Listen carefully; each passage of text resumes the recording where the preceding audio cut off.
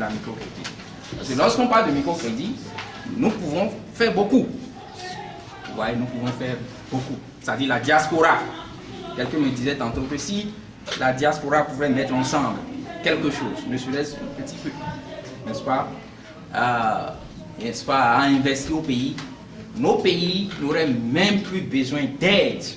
Je crois que c'est mon ami M. Dedi là-bas qui a fait donc un calcul et qui a vu que si chacun pouvait justement donner un petit peu, ne serait-ce que $100 ou $500, mais nous allons avoir, avec le nombre que nous sommes, une somme colossale qui va aider nos pays et va aider à ce que nous ne soyons pas trop dépendants de l'aide extérieure. Ouais, donc, il y a aussi le domaine des entreprises privées, parce que des gens courageux, comme Suleiman Arouna, et Edouard Kemakon ici, et puis bon, et Azmeh, avec leurs épouses, n'est-ce pas, ont commencé par entreprendre, n'est-ce pas, des activités privées, et ça marche, parce qu'ils ne sont plus obligés de travailler, n'est-ce pas, pour quelqu'un, ils travaillent pour eux-mêmes. C'est des exemples qui réussissent dans ce pays que nous devons encourager. Parce que des cas comme ça, nous en avons besoin.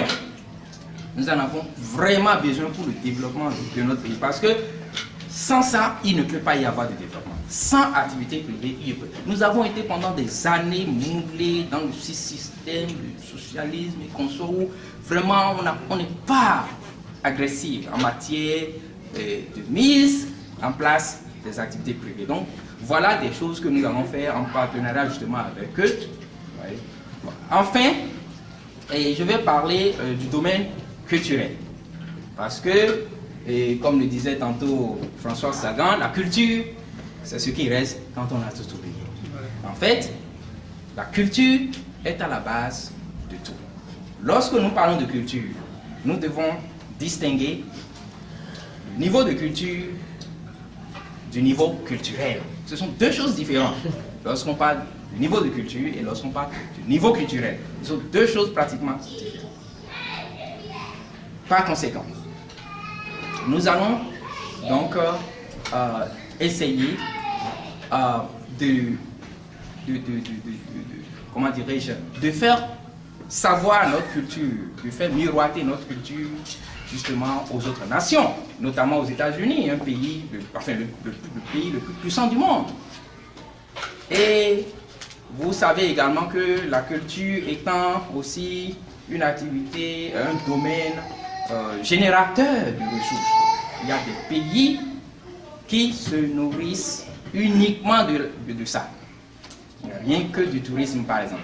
Des pays comme Barbados, ce qu'on appelle en français les îles Barbades, les pays comme Gran Canaria Island, les pays comme Bermuda, tous ces pays-là vivent, ces pays n'ont aucune ressource linéaire, aucune ressource du sous-sol, mais vivent rien qu'avec les touristes. Pourquoi nous ne pouvons pas le faire? Nous aussi, nous sommes des pays, des terres de culture, de tradition.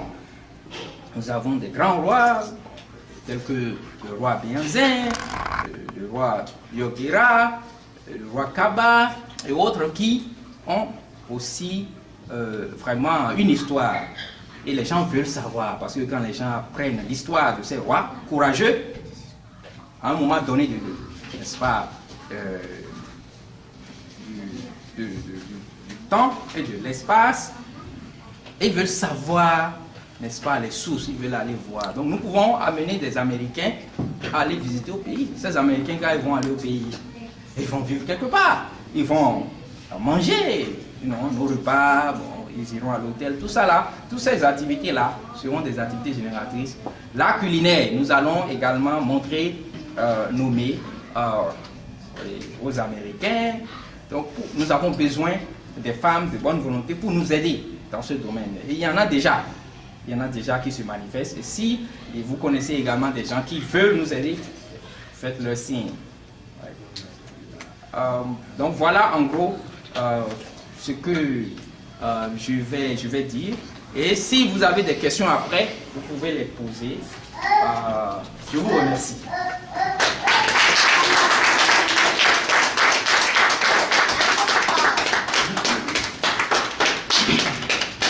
Merci beaucoup, Dr Messan, pour cet exposé liminaire et détaillé.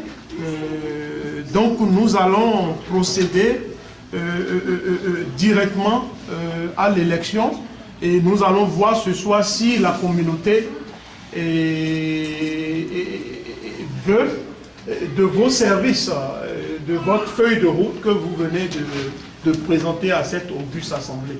Donc, mes collaborateurs ici,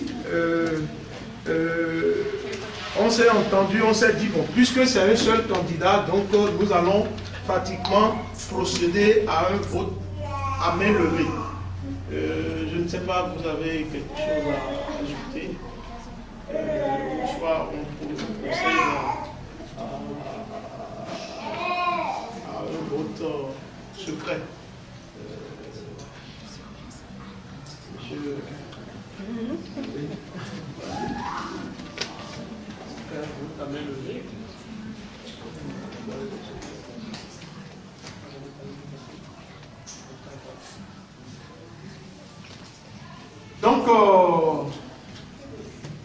Donc voilà, c'est la démocratie ici. Et pratiquement, les principes sacro-saints d'une élection, c'est un seul candidat. Donc voilà, nous allons d'abord compter tous ceux qui sont dans... Monsieur le secrétaire, vous avez... Nous allons compter tous ceux qui sont dans la salle.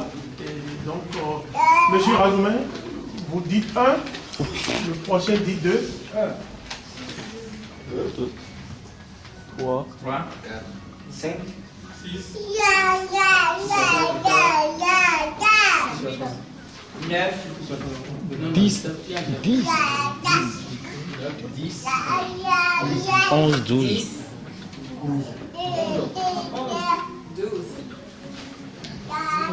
13, 14,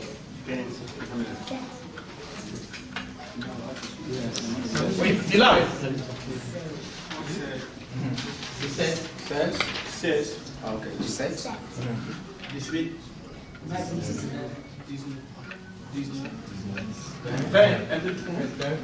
22. 23. Mais techniquement, nous sommes des représentants de la communauté togolaise qui sont venus, nous deux ici, soutenir notre communauté sœur béninoise. Donc, nous sommes là pour observer. Mais monsieur, vous pouvez voter par alliance, votre femme béninoise. Exactement. Et nos statuts le disent. Ah bon, donc, je viens de l'apprendre. Voilà, vous êtes béninois par alliance. Et vous avez marié notre soeur, donc vous êtes béninois. Et c'est pour ça que nous avons prévu cela dans nos statuts. Ok. Donc vous êtes en droit de voter. Ok.